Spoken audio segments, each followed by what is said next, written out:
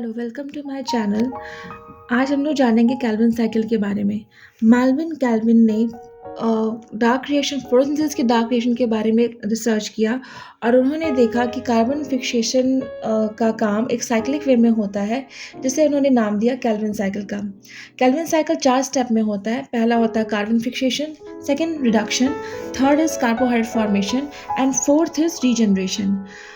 First process में carbon fixation में chloroplast के स्ट्रोमा में प्रेजेंट राइबोलोज 1,5 बिस फॉस्फेट, जो कि एक 5 कार्बन कंपाउंड होता है, इन्वायरमेंट के एक कार्बन डाइऑक्साइड और H2O के साथ कंबाइंड होकर के रुबिस्को एंजाइम के प्रेजेंस में कार्बन डाइऑक्साइड का फिक्सेशन करता है, जिसमें कि एक अनस्टेबल 6 कार्बन कंपाउंड का फॉर्मेशन होता है। क्योंकि ये कंपाउंड काफ़ी अनस्टेबल होता है, इसलिए ये कंपाउंड दो मॉलिक्यूल 3 फॉस्फोग्लिसरेट में बदल जाता है।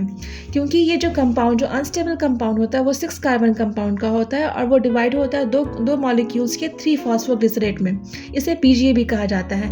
नेक्स्ट प्रोसेस रिडक्शन का होता है। इसमें पीजीए एक मॉलिक्यूल एटीपी क्योंकि यहाँ पे 2 मॉलिक्यूल फॉस्फोग्लिसरेट के प्रेजेंस होते हैं, इसलिए 2 मॉलिक्यूल एटीपी के और 2 मॉलिक्यूल NADPHT के साथ मिलकर के रिडक्शन करते हैं और वो बनाते हैं glyceraldehyde phosphate, 2 molecule glyceraldehyde 3 phosphate के, जिसे G3P भी कहते हैं। क्योंकि यहाँ पे रिडक्शन हो रहा है एटीपी और NADPHT का, इसलिए रिडक्शन प्रोसेस कहते हैं। अब एक सवाल आता है, ये है कि एटीपी और NADPH2 कहाँ से आते हैं। तो ये जितने भी एटीपी NADPH2 यहाँ पर यूज़ किए जाएंगे, ये सारे के सारे लाइट रिएक्शन के प्रोडक्शन होते हैं, जिसको कि ये डार्क फेज में यूज़ किया जाता है। नेक्स्ट स्टेप है कार्बोहाइड्रेट फॉर्मेशन का। इसमें G3P मॉलिक्यूल्स कन्वर्ट होने के बाद कार्बोहाइड्रेट का फॉर्मेशन करते हैं।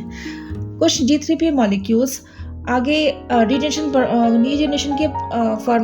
प्रोसेस में यूज़ किए जाते हैं, जिसमें एक एटीपी कंपाउंड एक G3P मॉलिक्यूल के साथ अगेन कंबाइंड हो करके RUBP, that means 1,5 carbon compound bis phosphate को अगेन प्रोडक्ट करता है और अगेन ये साइकिल्स बिगिन हो जाता है with the CO2 molecule and the H2O molecule. Thanks for watching this video.